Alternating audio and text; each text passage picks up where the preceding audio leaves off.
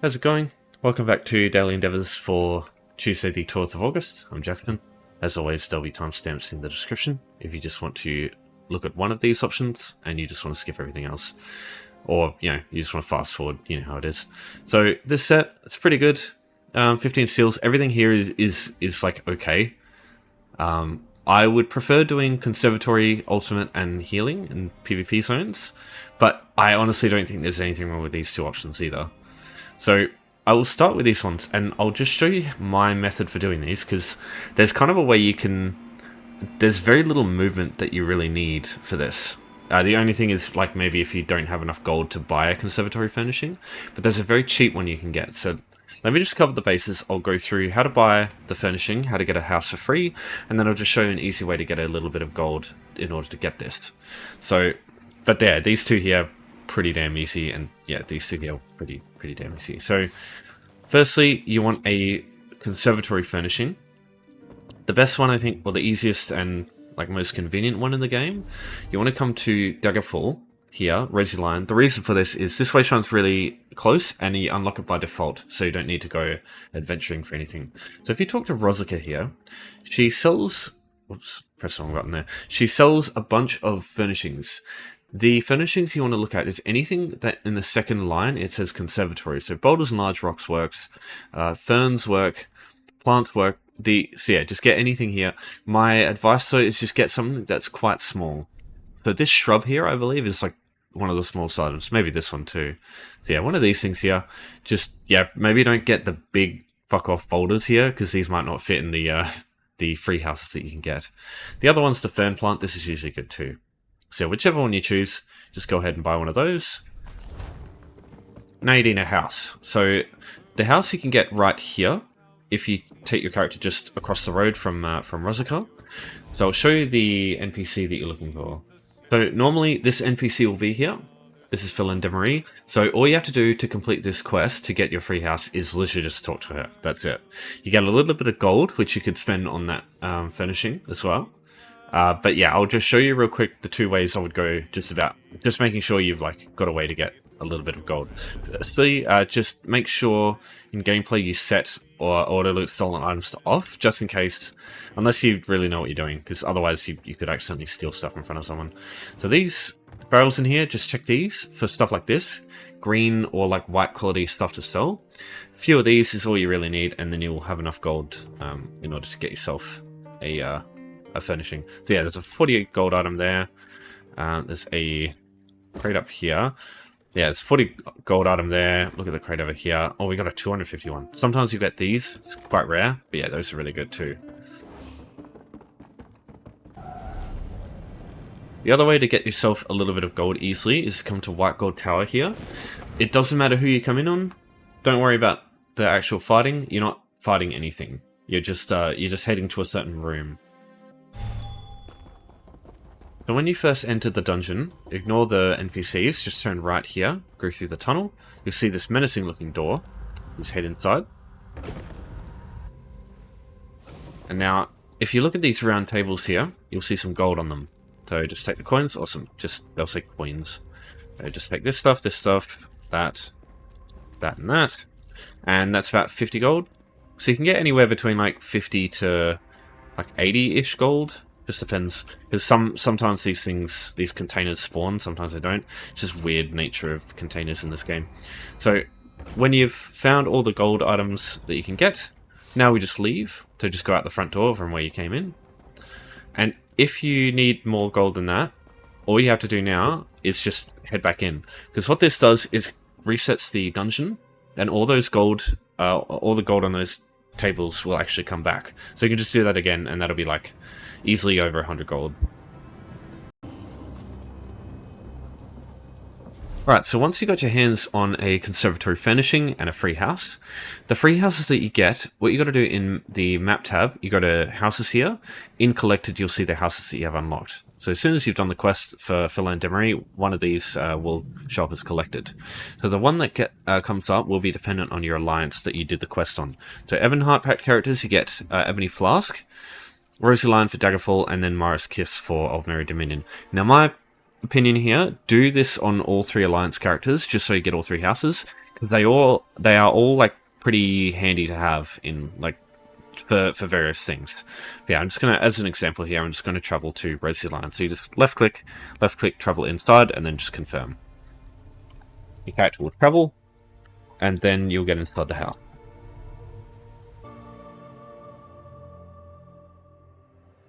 Once you're inside, just go at the bottom right, you'll see it says Housing Editor, whatever that key is, just hit that. And then browse at the bottom middle, you just hit whatever that is. Now you go into Conservatory here, we'll see we've got our shrub here, and we'll just place it here. Now, normally if you pick it up, like spam left click to pick it up in place, doesn't work. What has to happen is it needs to come from your inventory first before it counts for the placing endeavor. So what you should do instead is hit at the bottom left, you see it says undo, hit that key and then hit redo, because that actually counts the endeavor. So that's the fastest way that I know of to do it. One of the viewers came up with that one. It's fucking really handy. Now, if you just want to keep this in your house now, whenever the Conservatory Furnishing comes up, this endeavor, now you can go back to this house and do the same thing, except it's just a little reverse. So you pick it up, you press the put away key, and now you just go undo, redo, undo, and that too will count as placing it twice. So yeah, you see what I mean there. We only need one. Oh god, it's 360. You only need one furnishing for this. So basically, whenever all these different types of furnishings come up, eventually just get yourself on a like decent sized house, like just a not like a huge one, just like a relatively small one with like a courtyard, and just chuck all your different furnishings on the ground. And then whenever one comes up, just go find that furnishing, pick it up, undo, redo, undo, and you're good to go. Alright, so now I will travel to Cyrodiil, because I'm going to do the healing in Battlegrounds, Cyrodiil, or Imperial City one. So the good thing about this is, you travel to your house, you can do this from anywhere, and then you can travel to Cyrodiil from anywhere in outside of Cyrodiil itself. So because we're in our house now, we can still travel to Cyrodiil. So it just means that you're really not traveling much to get to your furnishing and then get to doing this one. So Alliance War, the only thing about this is you need to be level 10, but I would assume most people at least have a level 10 of some sort. So you can either use Imperial City or Cyrodiil. I would prefer to use Imperial City because it's quicker to get back out. So enter campaign. Accept. And we'll get ported straight in. So you need two things in order to get this done. So you first need a heal, obviously, and you also need something that will take away health. Now, in Cyrodiil, if you don't have any of these, you can just go and, I don't know, take some fall damage. Go to, like, you can do that in any keep, because there's, like, areas you can go upstairs and then jump off, but it's quite slow doing that. Or you can just go and fight players if you want to. It has to be missing health, that's the thing here. If you just try and heal yourself, nothing will happen. Yeah, you need to be missing health. So if I just use siphoning attacks to take a bit off, you can see there it started progressing. So there are a couple of skills I recommend. There's definitely two I recommend more for taking away health. And they are siphoning attacks and the vampirism world skill. Oh shit, I don't have vampirism. Well, yeah, okay, I'll have to get that back. So vampirism gives you the ability Blood Frenzy. So what it does is it takes away health every 2 seconds, but gives you weapon and spell damage. Now the good thing about that is weapon and spell damage actually impacts the healing. So it progresses the endeavor by hurting you for allowing you to heal yourself, and also increases how quickly you can heal yourself. So it double dips. It's really good. But by minimum, you just need something that removes health. So siphoning attacks is my favorite. This is available from the siphoning skill line for Nightblades. It's the 4th skill. And it takes away health and gives you back resources. So you convert resources into health and then health into resources, just like a symbiotic process. If you want something that heals you gradually over time, the other skill you want to look at is Banner Bearer. This can actually do both.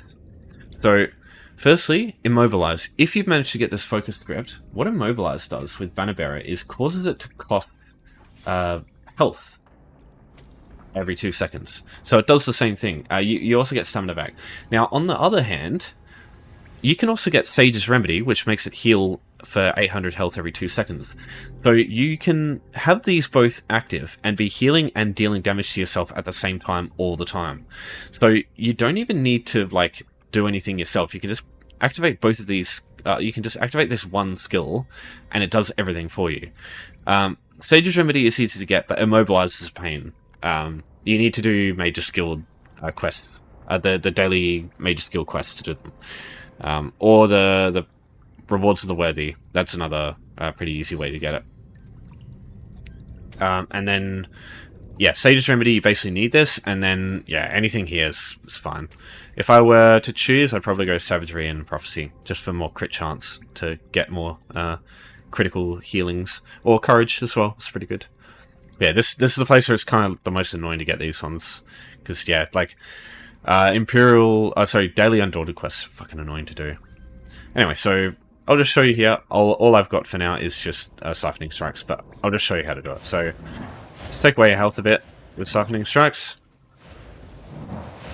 And then I'll cast Figure, and as you can see at the bottom left there, it's just slowly healing us. Let's cast Figure again, cast Siphoning. And you can also chuck on a Burst Heal. That's what I don't have. So Siphoning, you can use Healthy Offering, that's a Burst Heal. With the Scribing skill line, you've also got Healing Soul. Healing Soul is really good, especially since one of the options for Wield Soul is Vitality, which increases your healing done by 12%, which is also really helpful.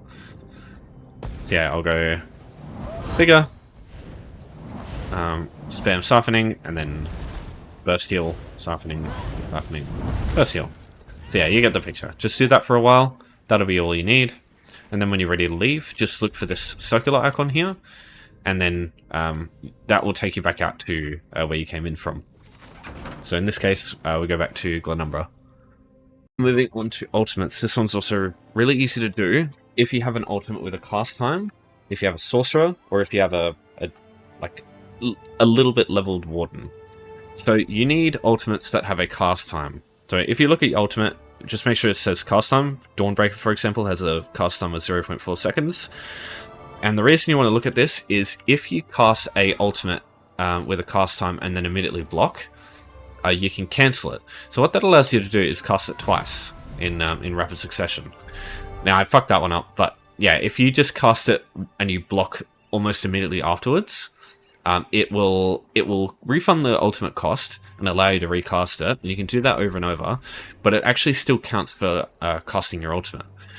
So yeah, that's I like to call this strategy Schrodinger's ult, because you're ulting, but you're also not ulting. It's just like you're in two phases at once. So yeah, I'll go through all the ultimates for this. So there's one ultimate that's different from the rest, and that's through sorcerers, and that's definitely the best, I think. Stormcalling, you don't even have to block with this one. This is a toggle. So it doesn't cost you anything to toggle it, but when you toggle it on, it counts as casting an ultimate. So you toggle it on, count it for 1, toggle it off, and then toggle it on again. That'll be the Endeavor done. So yeah, sorcerers with level 12 and Stormcalling, really good. The next best one, I think, is Warden with Animal Companions. This is so Feral Guardian. One, you don't need any ultimate to actually have this up, so you don't need to worry about like accidentally fucking it up. And two, the cast time is 2.5 seconds, so it's really, really long. You have all the time in the world to block and cancel it. And yeah, same thing. So you just cast it, block it, cast it again, and that'll be it. Nightblades also have Soul Tether here. This one has a pretty good cast time, but yeah, nowhere near as good as the Warden Ultimate. Yeah, this is probably one of my next best bets. They also have, through the Assassination skill line, they've got Soul Harvest, but I wouldn't recommend this because it requires a target. You can use it on like civilians or guards in a town, just like for easy access, but if you fuck it up, it's a problem because you'll get a bounty. The other classes, Templar in Adric's Spear, the ultimate has a cast time, but that one's got one of the shortest cast times I know of, so I don't really like using that one too much. Apart from that, I believe that's it. Dragon Knights don't have any, Necromancers don't have any, and Arcanists don't have any, unfortunately. You've got some in the weapon skill lines though. Berserker Strike requires a target, but that does have a cast time, so you can use that. Dual Wield has a really good one. Lacerate has a 0.5 second cooldown, so this, cast time. So this one's pretty good too. Yeah, these require level 50 in your respective skill lines. And then the last one I know of is Fighter's Guild with Dawnbreaker. And that's the one I just showed you. So yeah, this one requires level 10 in Fighter's Guild, which takes a while. You basically just do Dolmens for ages, and then you'll get it. So yeah, any of those can work really well for this. Alright, next up, crafting with enchanting. So what you need for this is 3 things. You need a blue rune, you need a green rune or an essence rune, and then you need an aspect rune. So let me try and make this as straightforward as possible. So unlike alchemy, with enchanting, you can pair up any combination and they all work. The only issue will be with the blue runes and the aspect runes. These some of them require a certain level. So I'll make sure I'll cover like the ways you can do this just like at level 1, because yeah, I assume like if you're max level alchemy of enchanting, you probably don't need to watch this video, do you? But yeah, so Jode and Jorah, these are blue runes that you can use at level 1. So I'd recommend using a Jode. And yeah, running it with Jojota, and then just any decent green rune that isn't like ridiculously expensive.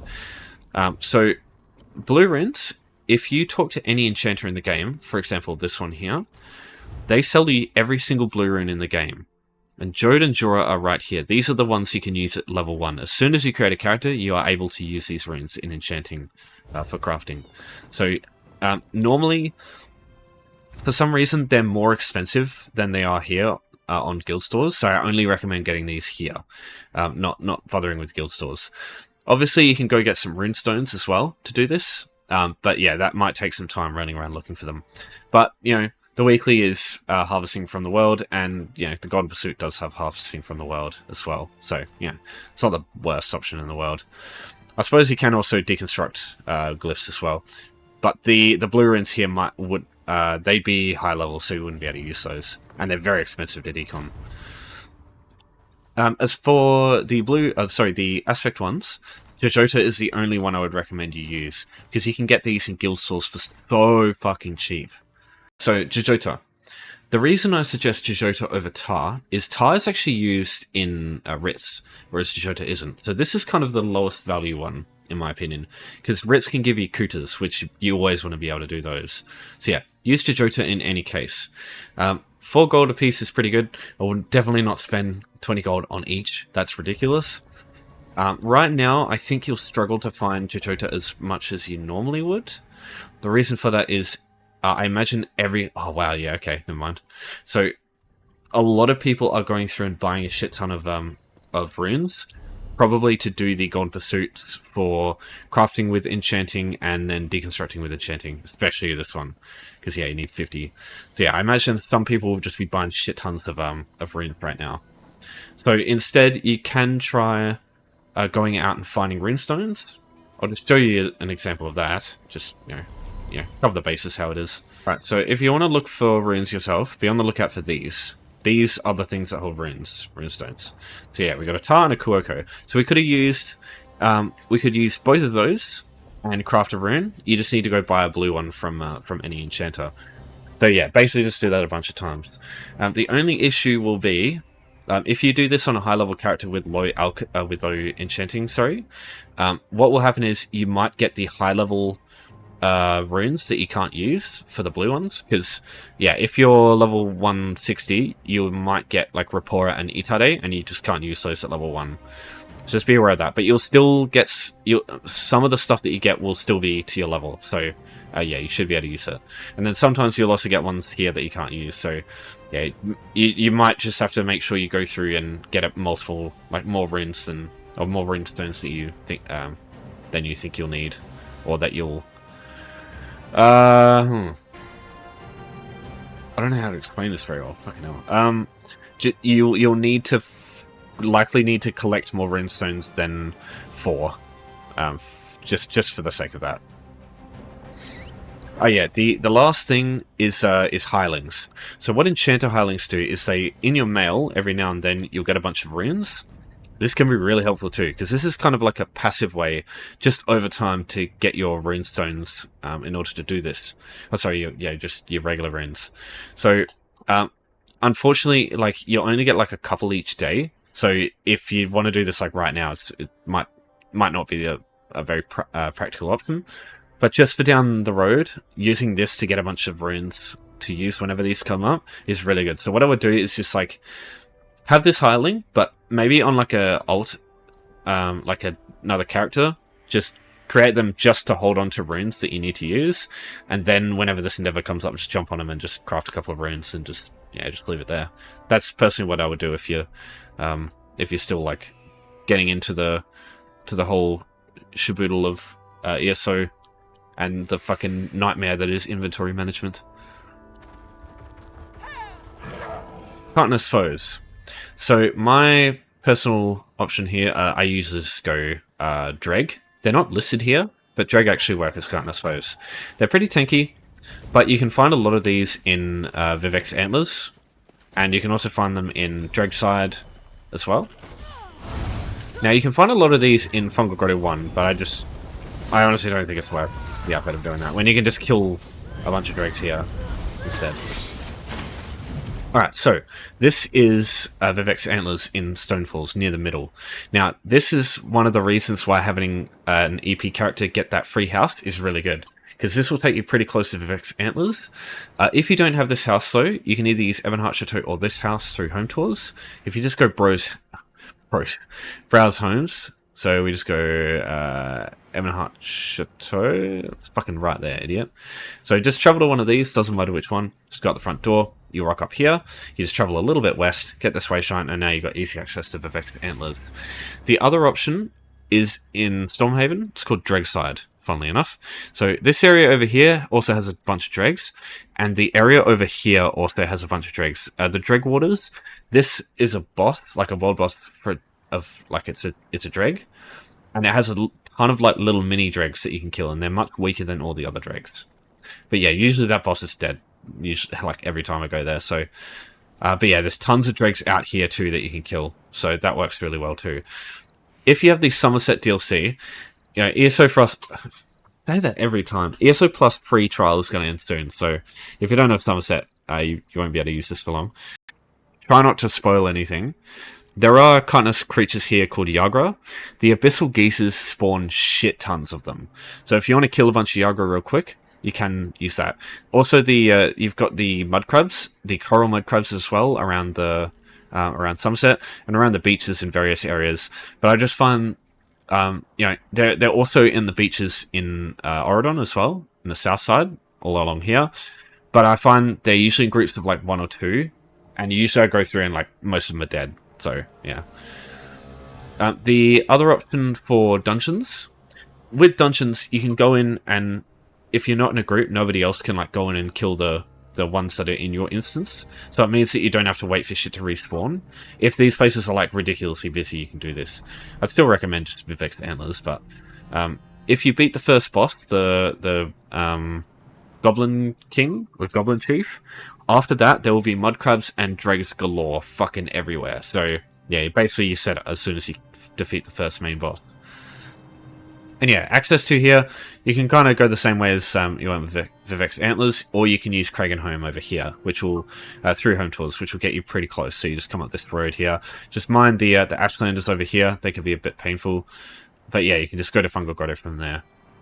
But yeah, if you've already got it unlocked on the map, you can just travel to it from Away Shine. It's really easy. Alright, that's everything related to the daily today. So if you have any questions, just give me a holler as always. But yeah, this one's pretty straightforward, pretty practical. So thanks everyone for watching. Thanks for your support as always. I'll see you next time, and take care for now.